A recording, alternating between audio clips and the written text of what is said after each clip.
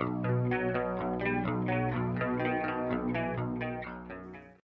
machine stuff. Yeah. I have it on my GoPro.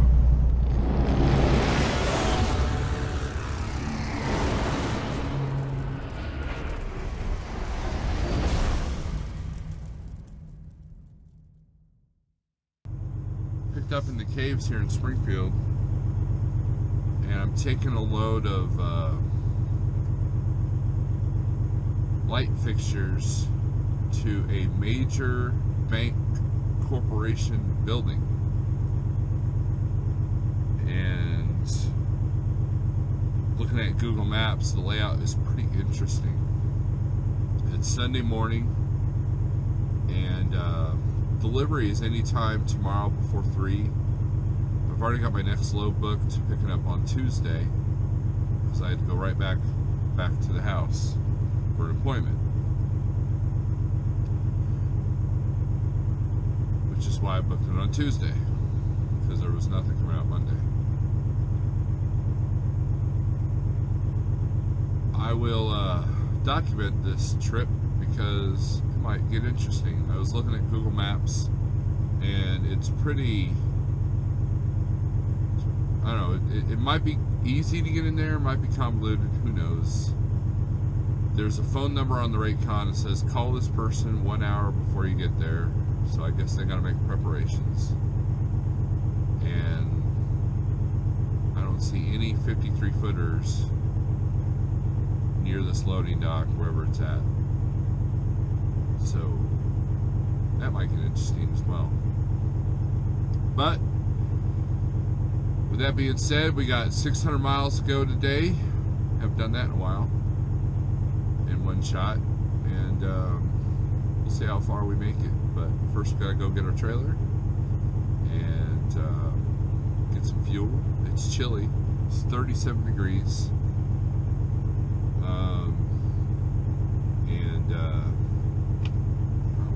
What else can I say? So let's go trucking. My favorite time in the morning. That's a pretty nice looking sunrise we're about to get.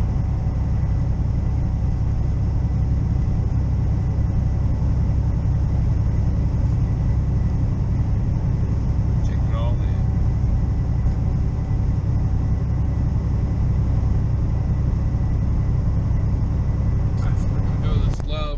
Springfield, Ohio, and we're about 54 miles away, roughly about an hour of traffic, and so I figured give this dude a call, get some coffee, take get some bathroom, whole 9 yards, and you know, yeah.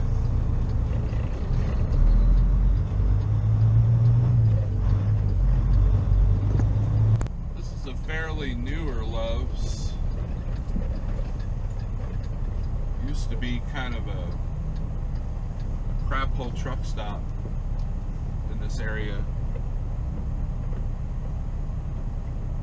so this was a welcome sight because that truck stop had a lot of riffraff.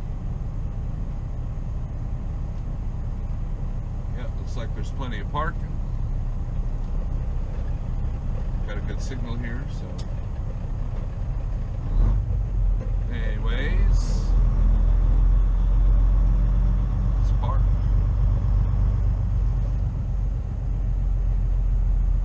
I called the guy, and I thought I wasn't going to get an answer, but luckily I did, because it rang like 4 or 5 times.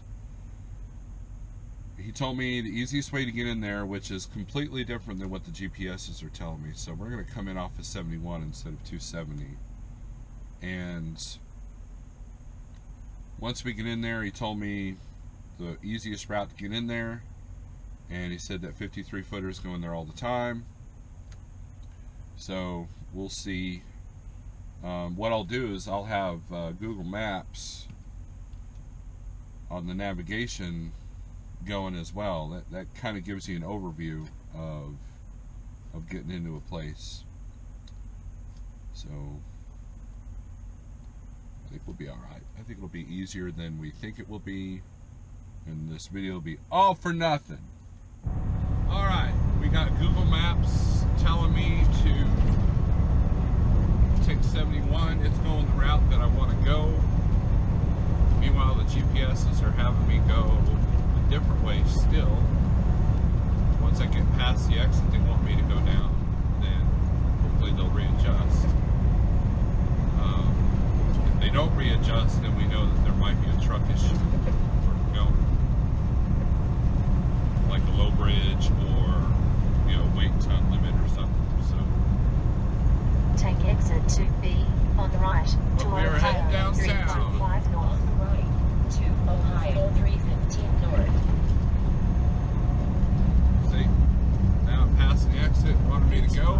Use the right lane to take exit 585B for I-71 south towards Cincinnati, I-71 north. That's the Google talking there.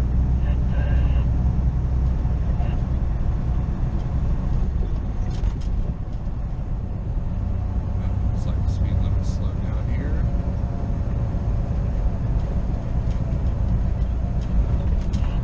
In 1.5 miles, take exit Now they're 585B on the right.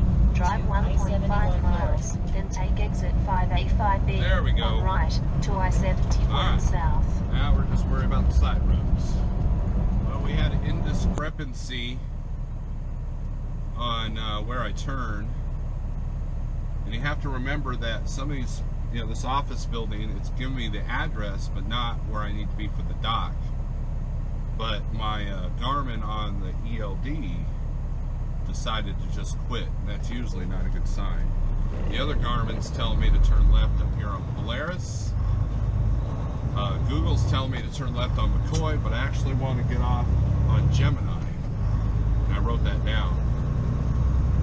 So once I get to Gemini and see the intersection, I think we'll be alright.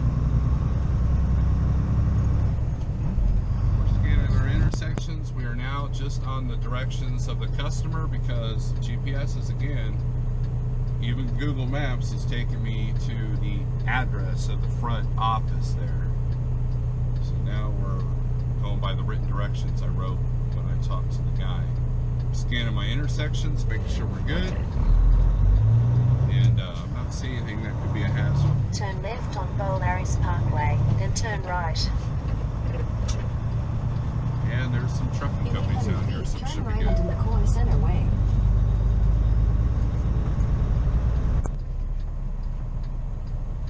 Alright, we're taking up both lanes going in.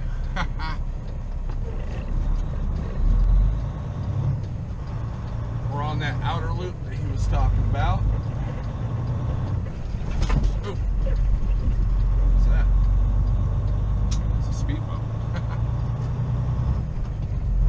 Continue for 1 mile. This is why I waited till after everything closed. I really watch these speed bumps because I don't like the way the stuff was stacked.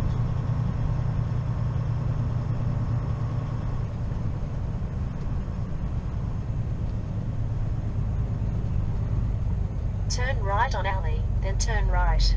Meanwhile, GPSs have absolutely no clue.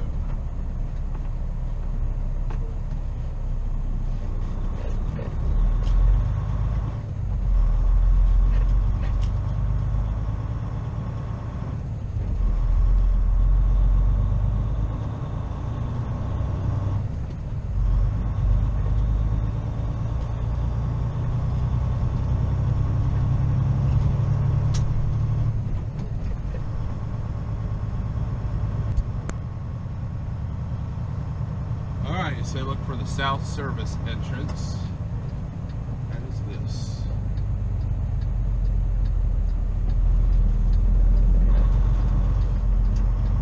Should have slid my tandems all the way forward.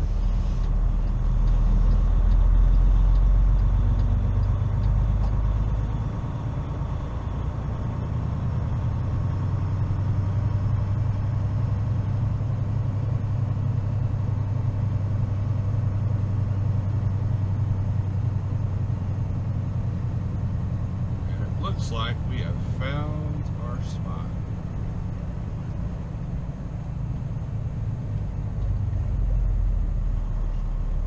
Service vehicles only. I think that's me.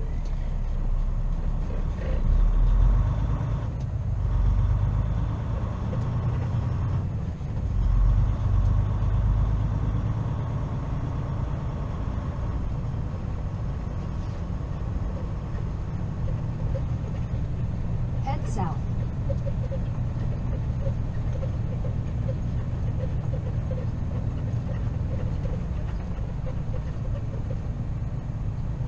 This looks kind of tight.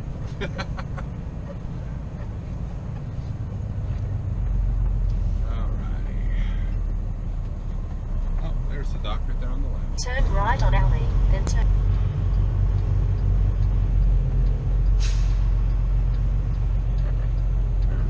Extremely close to this dumpster on the left here. Shit.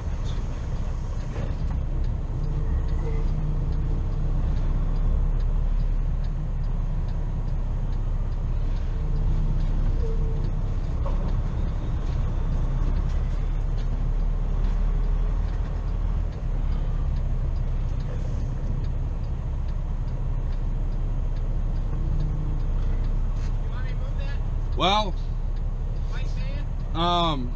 I think if I back up just a hair, I can probably clear it. Am I clear over here on that side?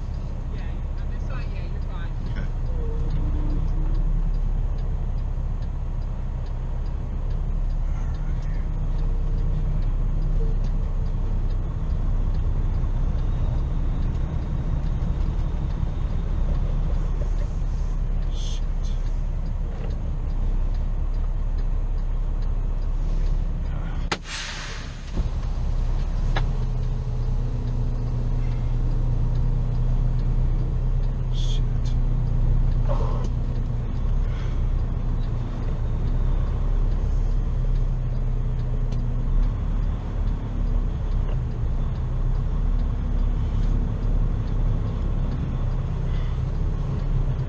Damn, I'm way close to that dumpster.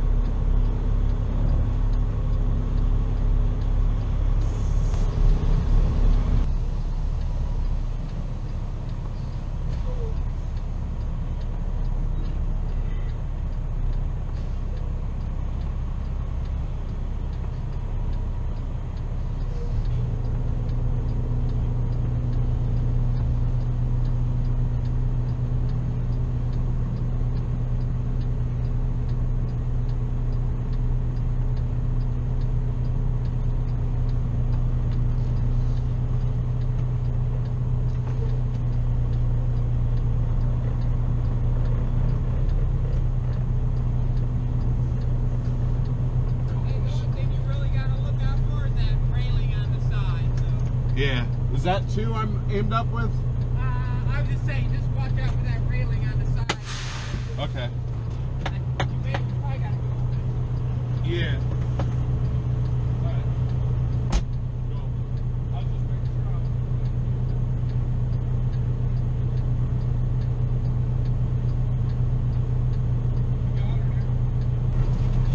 Alright, back in.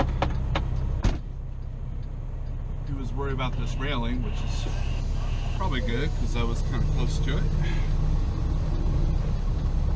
But we pretty much got this in the bag.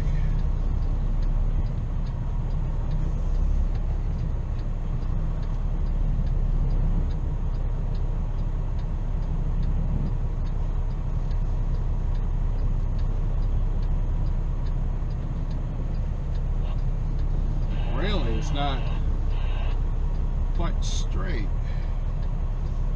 So I can't even tell how square I am to the dock here. Okay, I think that's whoa, need to be. Oops. Alright, let's see how we're doing. We made it. I don't think the fisheye camera is going to do any justice, but here's how tight everything is. I kind of, yeah. turning around here, I was stretching out my air hose. It's pretty good. All the more reason I got to change that rubber air hose back. But here's the docks. And, you know, at first I thought, well, this is an easy blind side, but then you have a railing here, or the wall here, so yeah, so we got her done. So now I'm going to look at where I pick up tomorrow and figure out which truck stop I need to stay at. Maybe I'll fix my air hose today. The weather's pretty nice. Alright, looks like we're done here. You know, when I first started trucking, I didn't have a smartphone, Google Maps,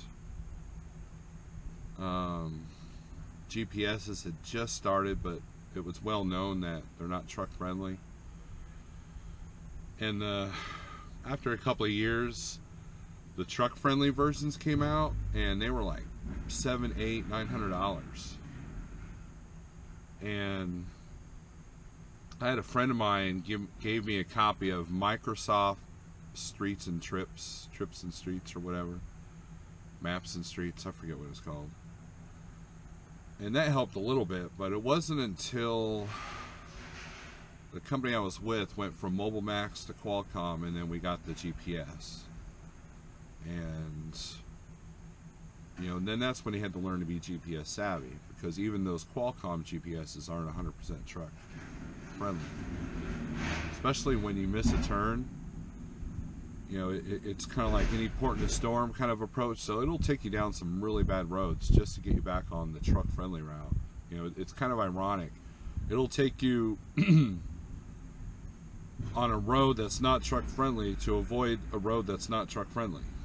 So it's kind of stupid. But like all technology, it's not perfect, right? Then came the smartphone, and I went into the smartphone world kicking and screaming. And once I did it, though, I was like, man, this is so much better, because now I can have a satellite aerial view of where I'm going, which is exactly what I did here. And so the combination of calling the customer, you know, because both the Garmins were completely lost at one point. In fact, the one on the ELD just completely, like, it didn't shut off, but it was like, cannot calculate route.